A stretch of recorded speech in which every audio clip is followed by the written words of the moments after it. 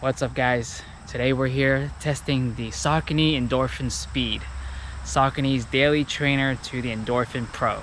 So this shoe has been rated highly by almost everybody, so I can't wait to check it out. So let's get started.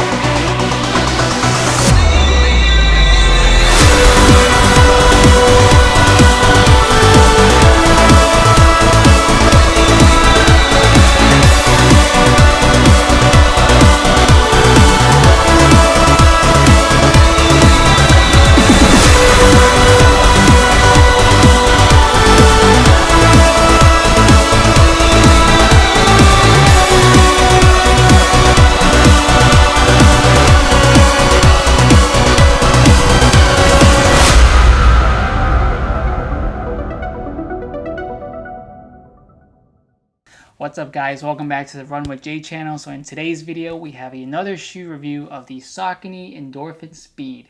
So this shoe's gotten a lot of great reviews all over, so I wanted to test it out personally. I just got done running in these, so in this video we're going to talk about how I feel about this shoe, how it compares to the Pro, as well as other shoes in the fast and daily trainer shoe category. So if you guys are new to this channel, welcome. Please hit that like and subscribe button, as well as the bell for notifications, and let's get started.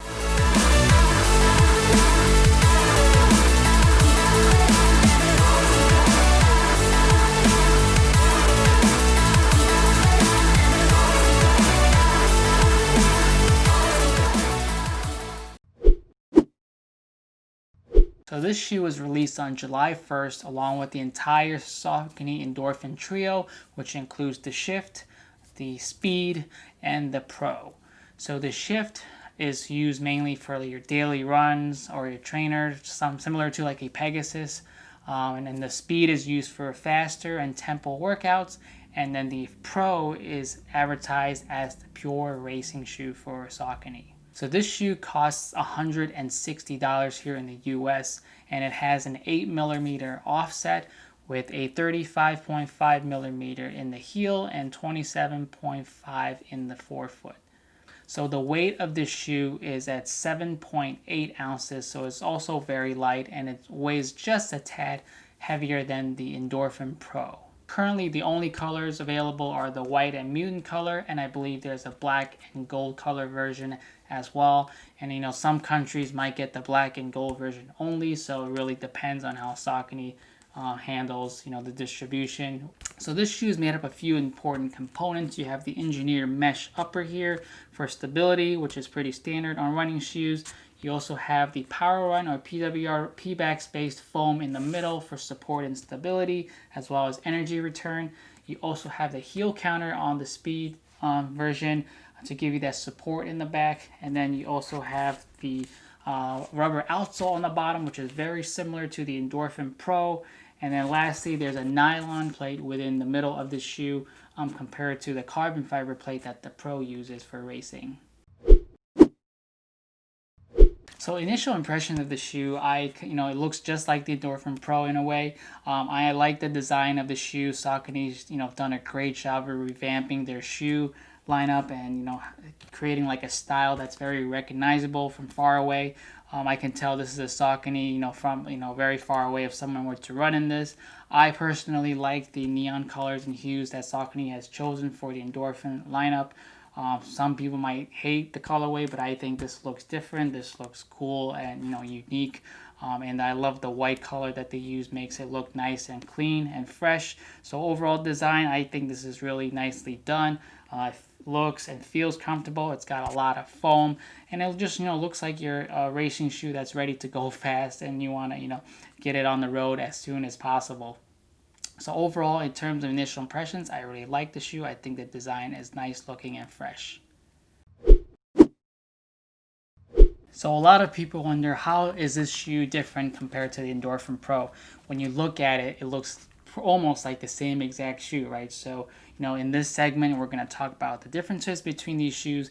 There are differences, although they are subtle. However, they make a difference in the way you run as well as the weight. So I'm going to highlight some of the differences between these shoes, and the biggest difference we have is the weight. So the weight on the Endorphin Speed is again 7.8 ounces for a size 9, which is what I am, and then the Endorphin Pro weighs in at about 7.5 to 7.6 ounces, so it's a little bit lighter than the Endorphin Speed, which isn't a whole lot of difference, but it does feel a little bit different when you're running in there. Another big difference is you got the carbon fiber plate in the Endorphin Pro compared to the nylon plate in the Endorphin Speed. Also, the stack height on this Endorphin Speed is a little bit higher compared to the Endorphin Pro. Both shoes have an 8mm offset. However, the Endorphin Speed has a 35.5 heel drop and a 27.5 forefoot. And then the Endorphin Pro has a 33.5 heel drop and a 25.5 forefoot drop. So another big difference between these shoes is the upper. Although from far away they might look similar, both has some sort of like an engineered mesh. However, the Endorphin Speed has a little bit of a thicker mesh compared to the Endorphin Pro. It looks like they stripped down pretty much everything they could on the Pro to make it as light as possible. Also, there's a heel counter in the Endorphin Speed compared to the Endorphin Pro, so it gives you more stability in the back of the Speed compared to the Pro to save on some weight. Also, you have the difference is the laces. So on the laces for the Speed, you have like these line ridges looking laces, while on the Endorphin Pro, it's your standard lace with no designs or anything as well. Also, the colors, of course, is a big difference. You have the neon pink or red looking color in the Speed and the neon green in the Pro. And another big difference is the tongue. So both are one-piece engineered mesh. However, the tongue on the Endorphin Pro is much thinner and it doesn't have any padding in it, while the Endorphin Speed has a thicker tongue for more support and stability, with padding on it for comfort. And another, of course, the price difference. The Endorphin Pro is $200 compared to the Endorphin Speed at $160 US. So in terms of performance, both of these shoes are meant for different purposes. So the Pro is meant for racing. They do that by sacrificing, all of the padding and cushioning that's on the Speed, and eliminating things like the heel counter just to save on weight in order for you to go fast and furious, and that's it. That might lead to some people having problems with heel slippage because of the softer the heel area in the Pro. The Endorphin Speed has tons of padding and support all over. It's it's basically a beefier Endorphin Pro, and it's meant to help you go faster, more comfortable, and for longer paces, and also you'll be able to run in this shoe more often, and it should also last you a little bit longer than the Endorphin Pro. So it's a lot more structured, a lot more comfortable. It's got a lot more padding to help you get through for your daily runs or even your fast and speed runs. So besides the Endorphin Pro, the other shoes that come to my mind in terms of this shoe category is the Pegasus Turbo 2 as well as the Nike Air Zoom Tempo Next Percent that's coming out this fall in the US. So both of these shoes are, I think, pretty comparable. They're both meant for tempo, fast-paced runs as well as daily trainers. So the Nike Pegasus Turbo 2 is about 7.6 ounces, so it weighs a little bit lighter than the Endorphin Speed.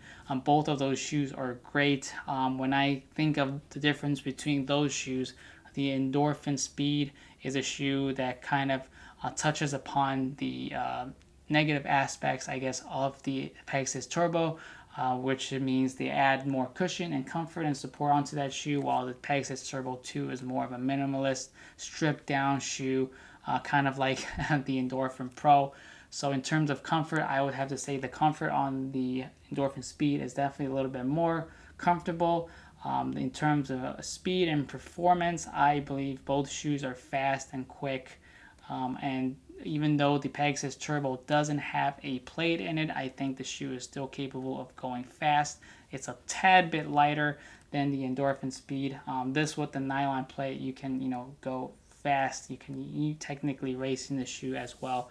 So between those two shoes, it's a tough call. I would maybe give the Endorphin Speed the edge just by a tad bit because of the plate and the comfort. Because of the cushioning that the shoe has compared to the Pegasus Turbo 2, and I didn't have any issues with slippage or any pain while running in the shoe. So between this and the Pegasus Turbo, I think this will have a slight edge over that.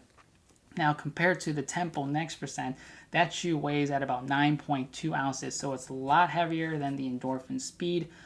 In terms of performance, both of these shoes are very comfortable. You have the Zoom X foam and React on the Tempo Next Percent, and then you have the cushioning on the Endorphin Speed. I'd say overall cushioning, it feels a lot more comfortable on your feet in the Endorphin Speed when you put your foot in because of all the padding around. The Flynet on the Tempo Next Percent isn't bad either, but it doesn't have as much padding compared to the Endorphin Speed. Although the Tempo Next Percent weighs a little bit more, I think it makes up for it with the energy return from the Zoom Air pods as well as the Zoom X foam, and then the React foam gives you that stability, which this shoe has as well. So between this and the Tempo Next Percent, it's gonna be a tough call. The Tempo Next Percent has a nylon plate in there as well. I probably would pick the Endorphin Speed over it simply because of it's lighter, but I feel like the Tempo Next Percent gives you a much better energy return. So, if I have both of those shoes and, it's really a toss-up which shoe I want to use. Some days when I just want to feel comfortable and run, fast, I probably just pick this shoe. But if I want to, maybe go faster or try to attempt a time trial or a personal record, I probably will pick the Tempo Next Percent because of the energy return, and I feel like you can go just as fast as the Endorphin Speed, if not faster. So it's really a toss-up between those shoes. Tempo Next Percent gives you better energy return. It's a little bit heavier, but I think it can go faster. And then the Endorphin Speed, gives you max cushioning, comfort, and also can go pretty fast as well. Both has nylon plates in them. So first one in this shoe was very good. It was very comfortable. As soon as I put my foot in, felt sort of like an Endorphin Pro, but it just didn't have that extra pop that the carbon fiber gives you in the Endorphin Pro. It feels very similar, but you definitely feel the difference because there's so much cushioning in the shoe for comfort and stability compared to the Endorphin Pro, where there's less stable. Not to say that the Endorphin Pro is bad or anything, but this shoe is a lot more comfortable and stable to run in. The sizing of the shoe is, I guess, true to size. I didn't have any issues with it. There's plenty of room in the shoe. This is a medium size, so I didn't have any pain or discomfort in any parts of the shoe. No hot spots or anything as well.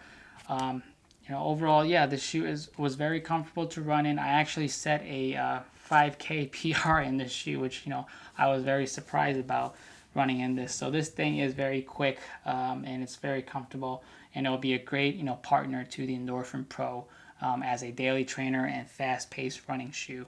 If you like the Saucony Endorphin line and want to get the Pro instead of Nike alternatives. Thank you guys for watching this video. I hope you enjoyed it. I had a great time testing the shoe, And if you guys have the shoe as well, let me know what you guys think of it, if you like it or you hate it, or if you have any other comments, feedback, or questions, please feel free to leave them down below. I hope you guys are staying safe and your training is going well, and I'll talk to you guys on the next run.